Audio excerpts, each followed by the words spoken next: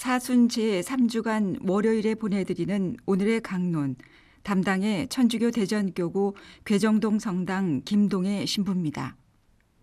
오늘 복음은 루카복음 4장 24절에서 30절까지의 말씀입니다.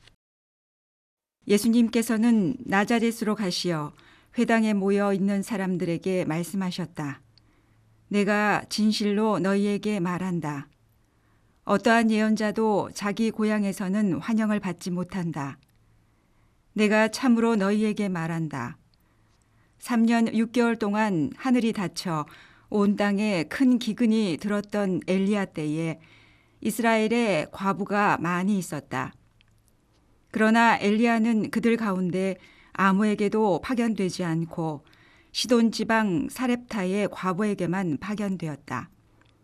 또 엘리사 예언자 시대에 이스라엘에는 나병 환자가 많이 있었다.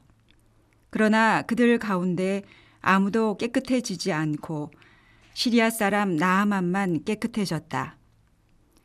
회당에 있던 모든 사람들은 이 말씀을 듣고 화가 잔뜩 났다. 그래서 그들은 들고 일어나 예수님을 고을 밖으로 내몰았다.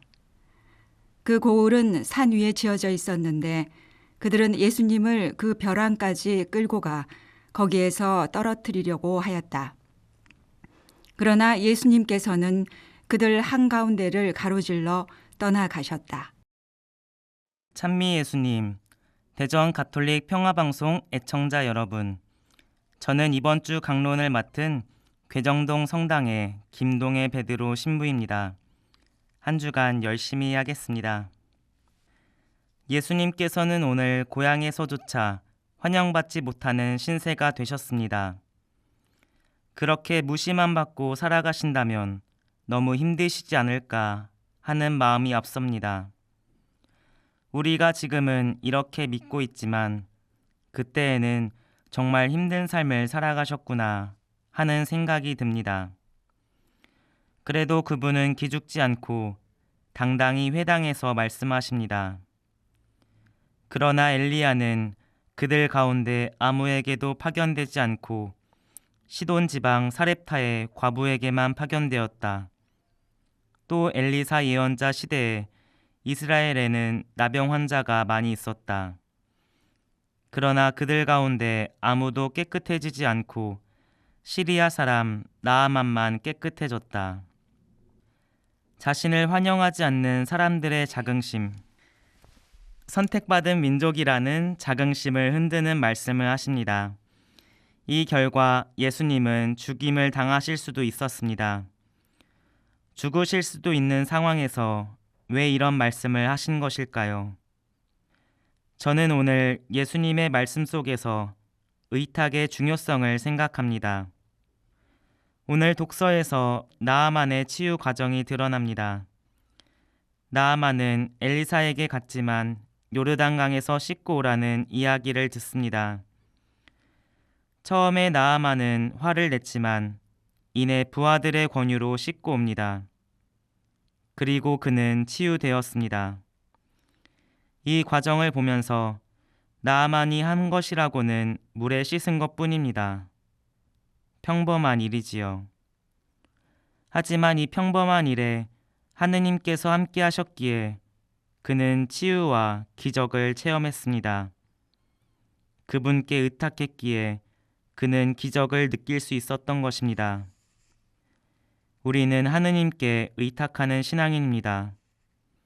다만 우리는 매번 유혹에 흔들리고 다른 것에 시선을 빼앗기는 바람에 많은 것들을 놓치며 살아갑니다.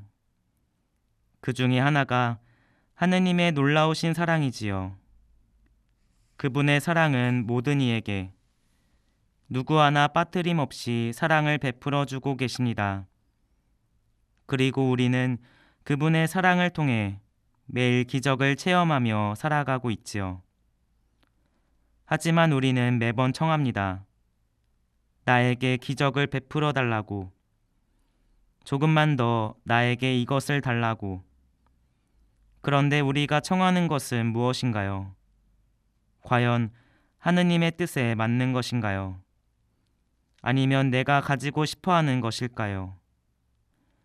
우리에게 매일 일어나는, 매 순간 일어나는 기적을 느끼지 못하는 것은 우리가 하느님께 온전히 의탁하지 못하기에 그러지 않을까 하는 생각이 듭니다. 오늘 예수님께서 하신 말씀도 이것이라 생각합니다. 너희의 닫힌 눈, 유혹에 흔들리는 마음에서 벗어나 이제 하느님을 제대로 쳐다보고 그분의 말씀에 귀 기울이라는 말씀입니다. 그분은 너를 사랑하신다고 매번 하시는데 왜 그걸 못 듣고 틀에서 벗어나지 못하냐고. 이제 마음을 돌려 다시금 내게 의탁하라는 말씀이 아닐까 합니다. 사순시기를 살아가며 여러분들도 다시금 주님께 의탁하여 그분의 기적을 체험하고 또 감사드리는 시기 되셨으면 좋겠습니다. 오늘의 강론, 지금까지 담당의 천주교 대전교구 괴정동 성당 김동애 신부였습니다. 내일도 김동애 신부의 강론이 계속됩니다.